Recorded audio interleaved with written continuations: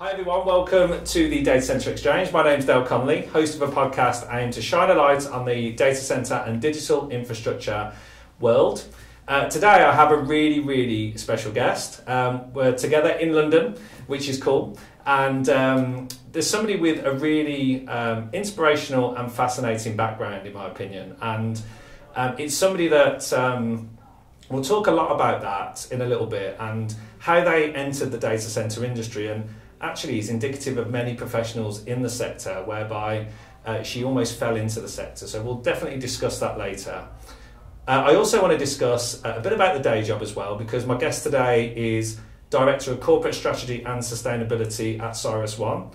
And whenever there's data center development, sustainability is always at the forefront of discussions and talking points. So again, it's a great opportunity to delve into what my guest does today and find a little bit more about that role. So without further ado, I'd like to welcome Aashna Puri. Aashna, welcome to the podcast. Thank you so much, and thank you for that introduction. Oh, there's no worries. I'd love to start with introduction about your background, if you can give the listeners a bit from the early years, really, up until when you entered the data center industry. Sure. Okay. So I will start, I guess, at the very beginning, because it's kind of all related. So I was born in India, in Delhi, which is where my family is from, and my family already lived abroad at the time. So within a couple of months, I moved to Zambia, and from there we then briefly moved to Canada. It was too cold for my family, so we quickly moved over to Tanzania, where I finished high school. And then I ended up in Philadelphia for university, where I studied economics and environmental sciences, and kind of became really passionate about this intersection of these two disciplines. I then got my first job in New York, worked there for a couple of years, moved back to Africa in Johannesburg, South Africa, and now I live in London, working for a data center REIT called CyrusOne. And so, a bunch of different places are part of my fabric, a bunch of different experiences are part of my fabric. Excellent. So you've experienced lots of different cultures, lots of different languages, lots of different sort of countries. How has that shaped your passions and your beliefs now, really, I guess? I guess it's shaped it entirely, right? Growing up, I always went to international schools, so the people who were around me were very similar to me. Everyone kind of associated home as being multiple places. And it wasn't really until I was a freshman in the US did I kind of come up against this very common introductory question of where are you from? And there was almost an expectation that the answer would be a country or a place. And I found it so confusing, because in my lifetime I'd seen kind of countries be formed, countries dissolve, countries fail. And I was like, how am I supposed to choose a country as a place to define myself? And that prompted this kind of just exploration of the question of, where do I belong? Where do I come from? And when you're exploring that question, you become kind of hyper alert to everything that's going on within you, and what interactions do you find comfort in, what interactions do you find that belonging in. And what I noticed was that in moments where people from different backgrounds were coming together and connecting over human values or aspirations, hopes, dreams, fears, whatever that might be. It was in those moments that I really felt very peaceful and grounded, and therefore got my sense of belonging from. Amazing. And so I think that's kind of become my mission statement or purpose in life, facilitating or creating opportunities for these connections to happen, so that the world can really become a more familiar, smaller place. And in that sense, that fits perfectly with data centers, because what better way to connect the world than through, data centers? Absolutely. So you went to university and studied economics, earth and environmental science. Now you're now in sustainability. Was that aspect always of interest to you from such an early age? And if so, why? Where did that come from? Yeah, it totally was. So I think a part of my personality has always been mission driven. Okay. And I've also always had diverse interests. So, you know, at university, you're starting to meet with industry players to try and figure out where you want to work. And it started to become evident to me pretty quickly at the time that industry wasn't really seriously taking the environment into consideration or like understanding what the impending climate crisis meant. But if you were able to quantify what that meant, either from, I don't know, like a ROI standpoint, or even just what is my footprint and how much does it need to improve by, all of a sudden you were having much more meaningful conversations, and it felt like that was an effective way to engage and therefore bring about change. So yeah, that's how I fell into it. And then I took it a step further and realized that the built environment contributes to 40% of our carbon emissions. So it felt like, okay, well, this is a good space for me to embed myself in. Yeah, absolutely. But then you went to Cambridge University and studied entrepreneurship, which, I don't know, that sounds, that's very interesting sort of step. What led you to that, and where is that still sort of within you now? Was that something you were more interested in, or was that just in the blood? Where did that come from? Yeah, okay, so I guess when you put it that way, it sounds a bit like it's out of the blue. But if I just take a step back to my mission being around connection, and, you know, facilitating this appreciation for similarities between places and people, then this kind of makes sense. So I've been entrepreneurial. When I was a student, I had a startup. You know, generally Tanzanians are not well represented at universities in the States, but of course there's loads of super bright Tanzanian students. So I set up a startup that would tutor Tanzanian youth on the SAT, college application essays, the process, financial aid applications, just to kind of, you know, try and increase this access to opportunity. And we did really well. We got kids into Princeton, we got them into Yale, we got them into, you know, schools across the country. Couple years later, I then was in South Africa, and I was really taken by how recent apartheid had been in that country. And my generation of South Africans were really the first group to live in that country without any first-hand memory of apartheid. Mm-hmm. So there was this general curiosity of what is the new South African identity. So I had a startup over there that would have really passionate home cooks open up their home and their dining table for people to make a reservation and come have a meal instead of at a restaurant, and meet other South Africans, and just kind of, you know, share experiences, learn about each other. So yeah, through all of these experiences, I realized that as an entrepreneur, as someone who is passionate about solving problems that exist in our society, I needed to upskill. Mm-hmm. And so then I sought out this master's in entrepreneurship. That's amazing. And yeah, so cool to hear the projects that you started and were involved in, and also for such a really, really good cause as well. Are you still involved in any sort of side project, and from an entrepreneurial point of view, outside of the career at CyrusOne? I am. I have a startup that is part of the accelerator at Cambridge. Yep. And it's similar. It's the same thread that runs through it. So, you know, there are people who want something from a different part of the world. International shipping is expensive, it's time consuming, sometimes it's not very reliable. So if there's someone traveling on that route and they have spare luggage capacity, they can bring it over for you and make some money, so kind of reduce their travel expenses. And it's only store-bought items, so you know, like it's risk-free in that way. Yeah, okay, very, very good. Now, your career, you had a career in real estate, didn't you, before you moved into the data center? Can you give us a bit of a background into that as well? Yeah, absolutely. So I worked with JLL, mm-hmm. Which was a great opportunity. I started with them in New York doing energy and sustainability consulting. I started with the Empire State Building, which is this, you know, wow, iconic building built in the 1930s, and our project was really to make it one of the most efficient buildings in the world, and if we could prove it with that building, it would be replicable mm-hmm. across really any building in the world. From there, I transferred with the company to South Africa. At the time, they had acquired a business over there and didn't have a presence on the continent.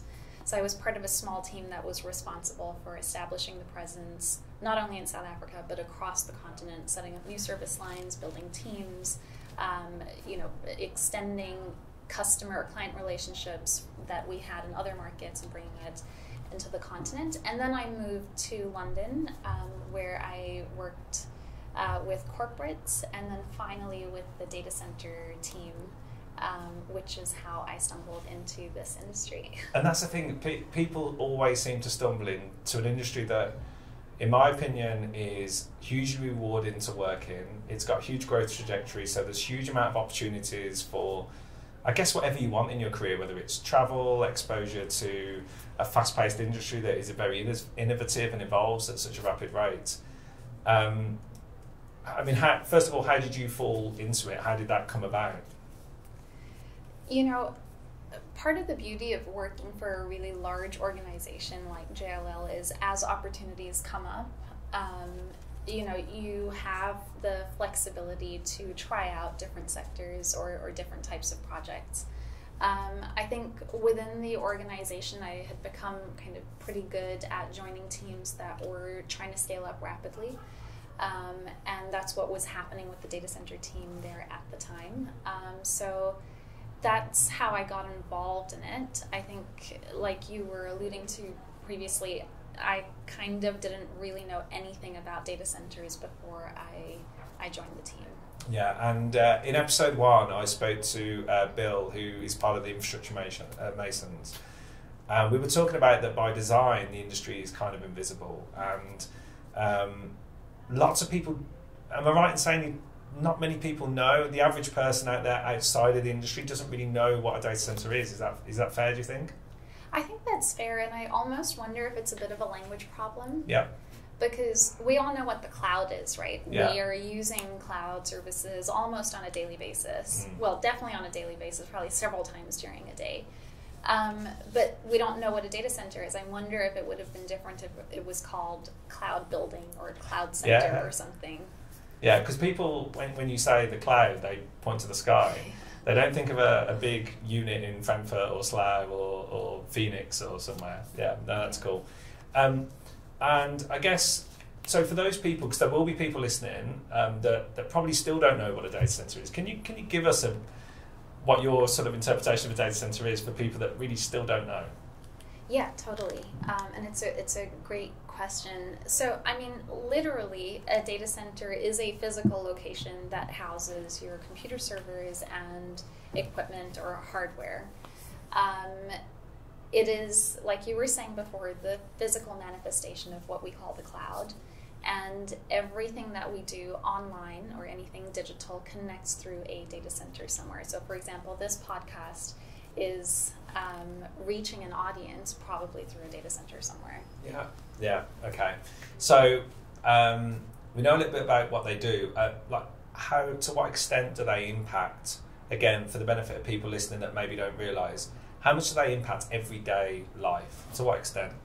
So I was thinking about this the other day, how to bring this to life a little bit. And there's this really great story I remember hearing as a kid, which is, a really common story for people who are from the north of India, for example.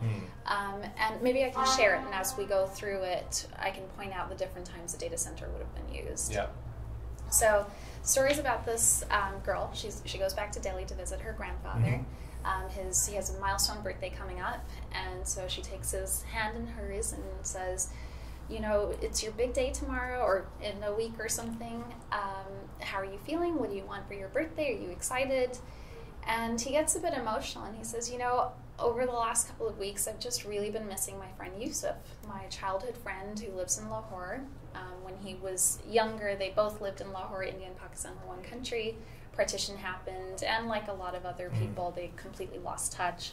And so he said, when we were younger, we would play at this park that had this big cast iron gate, and when it would start to rain, we'd run across the street to his family's sweet shop, and we would steal some jajurias from the countertop and sneakily eat them.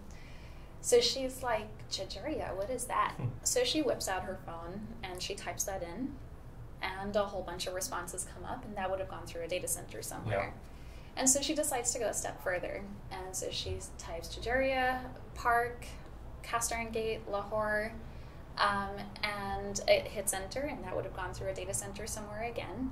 And this time, an actual place shows up with the phone number on there. So she hits dial and is kind of anxiously waiting on the line for someone to answer. And someone does answer on the other side, and she goes, hey, this is a total shot in the dark. But my grandfather remembers someone called Yusuf who maybe owns the store, and like maybe you guys sell Jajurias, and his birthday's coming up, so I just thought I would give this a try.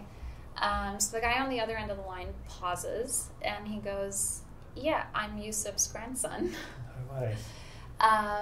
So as they're talking and they're kind of just, taking in this amazing moment of connection, they say, well, wouldn't it be so cool if you guys flew over and gave him a surprise for his birthday? So he checks on his phone flights from Lahore to Delhi, which again would go through a data center. Mm-hmm. He pays for it online through a data center. He checks the weather for Delhi so he can pack appropriately, again through a data center, and they make their way over to Delhi. They land at the airport. The immigration guy kind of stamps their visa, which would go through a government data center. And this girl wakes up, really quietly in the morning. She doesn't want to disturb her grandpa. She books, a cab through her favorite ride-sharing app through a data center, checks that their flight is on time through a data center, goes to the airport, picks them up. And, finally the grandpa wakes up and he opens his door to come outside thinking it's, a regular morning. And right in front of him is his childhood best friend who he hasn't seen in like the last 70 years. And so, it's a really sweet story mm-hmm. of how these two are reunited like decades later. Yeah. And it's entirely because of the kind of heart and creativity of these two grandchildren, but it's also facilitated by the digital infrastructure. Yeah. Without which, these would be entirely lost connections. Yeah, that's a really, really, really nice explanation. And I think that leads me on from the career aspect, because you are connecting people, services, genuinely impacting the world more than people probably know. And I use the word average people. I don't mean that in a derogatory term. I just mean people outside on the street that are going about their business.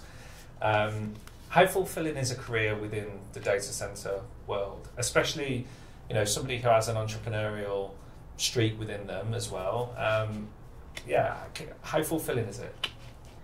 I think it's incredibly fulfilling because, like you were saying, because of the reach, but I think also because of the scale of problems we're trying to solve for, and kind of the different kinds of expertise that are required to solution for them. Mm. So you need public policy experts, you need environmental experts, you need real estate experts, you need innovators who understand the technology and the end user. I think a lot of the answers are not there yet. It's a work in progress, and the demand for data is only continuing to grow. Yeah. As more people become digitized and also as innovation happens in the world. So yeah, I think it is an incredibly meaningful and kind of sizable problem to be involved with. Yeah, and as you allude to there, the industry continues to grow and evolve. It's very innovative. The skills gap is a challenge now. Going back to sort of the education piece of people out there about the digital infrastructure world, and how much of a problem is that, do you think, for the industry as it continues to grow and continues to need skilled people from all kinds of disciplines and backgrounds? How much of a challenge is that, do you think, for the industry to really put a foot forward to give people an insight into what it's really about and what you can do within it? I think it is a real challenge because I see the skills gap as I'm interacting with the industry on a day-to-day basis. And so I think there is a responsibility on our sector to increase awareness of the work that is being done so that more people can self-identify themselves in roles in the sector. I think part of the challenge is what you were saying earlier, that it's kind of the most ubiquitous invisible industry of all time. Yeah. Until we don't reach a point where people are very kind of easily making the connection between the cloud or them using their phone in a data center, I think our work is not done. Yeah, absolutely. Now you talk about some of the challenges there. You've alluded to the environmental impact. Can you tell us about, first of all, the career, I call it the day job, Director of Corporate Strategy and Sustainability. Can you give us a bit of a top-line overview of what your sort of day-to-day role is? Because as I said at the start, sustainability is such a key aspect of the data center industry, and it's always at the center or the forefront of many discussions, isn't it? Mm-hmm. Yeah, totally. So my role is very much focused on growth. So looking at things like, where is this growth happening? Where should we be located? How quickly do we need to be to be there? What is our 5-year horizon? And as we are on that journey, hopefully, it's become clear through our conversation that data centers are very much at the heart of the global economy. So as we are trying to match pace with this level of growth, it is our responsibility and our obligation to ensure that growth is happening in a conscientious, sustainable, and efficient manner. So that's the reason why sustainability and strategy are in one role. It's ensuring that it's considered from stage zero. And also, as I say, sustainability is a huge talking point. What are the key challenges? Can you give us an oversight of the key challenges from a sustainability point of view that the industry faces across Europe, for example, right now? Yeah, sure. So, if we just take a big picture view at what's going on, right? We're in a period right now of digital transformation, right? Cloud or big data is considered to be Industry 4.0 after, say, the agriculture industrial revolution. And, it would be premature to say that we are nearing the end of that transition. I think there's a lot more growth to happen. In order for that growth to happen, it means that data centers are going to need to be bigger than they have been before. A couple of years ago, we were looking at data centers that were maybe 10 megawatts. Now we're looking at 30 to 40 megawatts in Europe with capacity to scale up to 60 megawatts or more. In order for data centers to be able to function, they need consistent power, which means that renewables like wind and solar are not kind of a great match for what we need. If a data center goes down, it means that our financial services or health services or government services go down. So we really cannot afford to have any disruption there. So the most cost-effective and efficient way for us to bring power to our sites is through the power utility infrastructure. That's a real problem. It's something that requires attention. We need to figure out how we can power these facilities in kind of a continuous but increasingly more efficient way. And how it sounds incredibly complex, some of these challenges that the industry faces and you in your role would face, I'm sure. But I'm an outsider, not close enough to the action. But how complex are these challenges to overcome, and how interesting are they to tackle and to work through? I think there's a lot of work that is being done and a lot of interesting solutions that are coming forward to address these challenges. So, for example, data centers will have backup generators. So if they ever go down, the generators kick in. And they usually have diesel, which is not ideal. But there is proof now that hydrogenated vegetable oil could be a substitute. There has been kind of a general transition of Europe towards gas as a kind of interim fuel as we move towards climate neutrality. There's also a really great podcast that one of my colleagues has done on fusion. and how that could become a reality in perhaps the next 10 to 15 years. And that would be a kind of a great solution, because it is continuous clean energy that would be available. So I think there's a lot happening in trying to figure out workable and scalable solutions to these challenges. And just how fast is the industry evolving from a sustainability point of view? It seems rapid.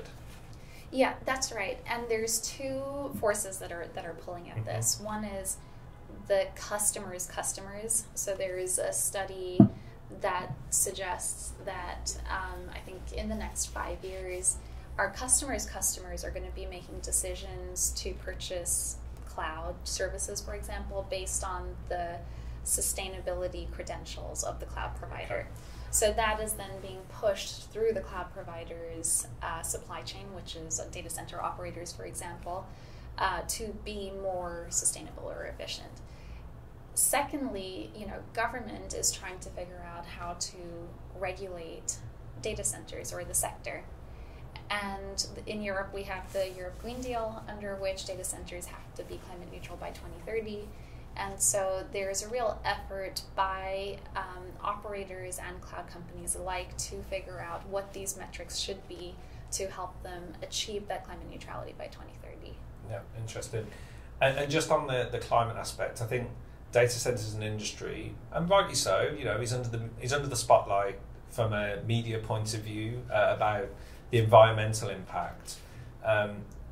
If you don't mind me asking, how fair is some of the reporting, do you think? Is it balanced, or, because you have to put it into context, these things, don't you, about certainly what you mentioned about how it impacts our lives and how it enables us to go about the way that we live. So there's always context to add to those criticisms, right? I think context is everything. Yeah. And I find it a bit strange that when we talk about data centers, we talk about it in isolation. The classic example is if there is a financial institution, for example, that moves all of their servers out of their physical building into a data center, so a traditional outsourcing model, they gain because their carbon footprint has been reduced. And then the data center requires more power. And overall, actually, it's more efficient. There's research to suggest that the outsourcing of servers is actually to facilities of scale is actually 6 times more efficient. But then data centers come under heat for, requiring more resource to operate. Whereas I think the conversation needs to shift towards looking at what data centers are enabling and how there is efficiency overall across the economy as a result of it. Yeah. I mean, how would our lives change if data centers were scaled back for whatever reason? I mean, what would happen? Is it unthinkable? Unthinkable, right? Yeah, I guess we'd have to go back a long time. I mean, for one, this would just be a conversation between you and me, and no one else would be able to hear it. But, I think it would be a world in which societies would kind of be isolated bubbles, and there would be no sharing of knowledge or best practice. Entrepreneurs wouldn't really be able to test things at scale. So innovation would kind of be capped. And ultimately that means that each individual isn't able to live their life to the fullest or satisfy their curiosity to the degree that they want to. Yeah. So not where we want to be as a world. So. I guess in terms of because the industry evolves at such a rapid pace, because the environmental aspects are so important, but we also know how important data centers are to our lives. What can we expect from a sustainability point of view in years to come, do you think? I think an increased focus and prioritization of sustainability. So, as I was saying, when I was a student thinking about environmental sciences, I felt like industry was just not taking it that seriously. Mm-hmm. I think over the next 5 years or even beyond, there's going to be an increased focus on it because of the two reasons I mentioned: our customers wanting it or needing it before they make their buying decisions, and secondly, because of government wanting to regulate. Yeah. And thirdly, also, I think it genuinely is the right thing to do, and more people are starting to understand that as the realities of climate change are becoming more and more apparent. Yeah, absolutely. And from in a year's time, how much will have sort of various different elements of sustainability have evolved? Is it changing at such a rapid pace? Yeah, I think it's very multifaceted, right? Okay. So whatever small gains can be made, we're trying to tick those off. Yeah. Not just us as an organization, but I think across the board. Mm-hmm. There's the Climate Neutral Data Center Pact, for example, which is an association of data center operators and cloud companies. I think it's about 95% of the industry, and everyone's come together to try and set metrics against which they will self-report. And this includes circular economy, so making sure, whatever equipment is there, they're getting the maximum out of it. If there's water that's being used, it's being measured, and there's a cap to it that, whatever power is being used, it's being offset by renewables. There's district heating connections that are incorporated. So, yeah, I think there is a degree of accountability that the industry has committed to, and therefore we should be seeing year-on-year change. Yeah, okay, excellent, good to hear.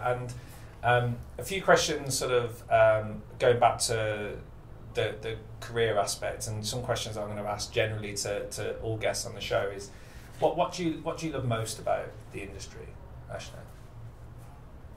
I love how in line it is with my personal mission, so that I am able to really bring connection to as many people as possible, and also that I'm working with interdisciplinary problems that require creative problem solving, and not all of the answers are there yet. And in terms of if you're within the built environment sector in another asset class, how much of a transition is the data centers market to compared to something like, I don't know, residential sector, commercial sector? How much of a transition is that? So skills are always transferable, Yeah. right? Because at the end of the day, you're dealing with a tradable asset. Mm-hmm. It's just the context around it that's different, which is, straightforward to understand. So I think the difference is actually the reach of this industry is far broader, and that you come across people from different walks of life who can kind of come together as a team and test out different solutions. Yeah. So how can the industry do more in terms of diversity and giving people a platform to enter the industry who are from a diverse background? So I think that's a really important question, very relevant to our industry in particular.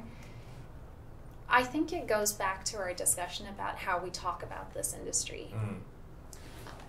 It's if we were to talk about our industry more holistically, so we can see how interrelated it is with other things that are happening across the economy, I think it would be easier for people of whatever background to self-identify themselves as someone with skill sets that could be helpful in this space. Yeah.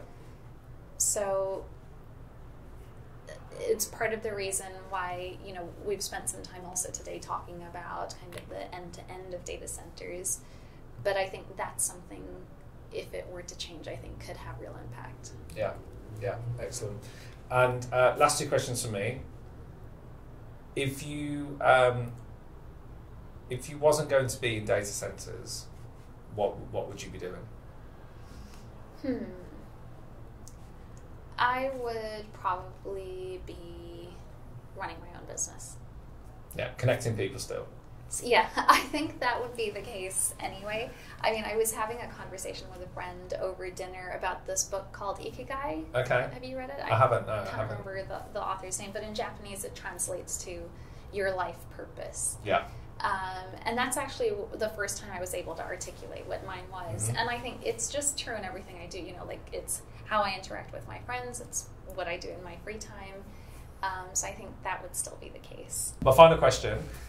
What do the next 12 months look like for you personally? What's happening in sort of your career, and what will you be just sort of doing over the next 12 months? What's your focus? So the next 12 months are an incredibly exciting time. So as I was mentioning, I focus on growth, and CyrusOne is very growth focused. So yeah, I think there is a lot of new opportunities for us to be looking at, and alongside we are working very closely with Brussels and the rest of the Climate Neutral Data Center Pact to ensure that from a sustainability standpoint we are reporting everything accurately and in an auditable way. So yeah, on both fronts I think there is a lot of exciting times ahead. And I know it's an industry where you can't reveal too much. There's lots of NDAs, there's lots of sort of, yeah, I get it. But it sounds like a very busy year for yourself and CyrusOne ahead. I just want to thank you so much for coming in person as well. Thank you very much. That's really good. That's really cool. And wish you the very best of luck for the rest of the year. And thank you for coming on the Data Center Exchange. Thank you so much for having me. This Thank was you. great. Cheers.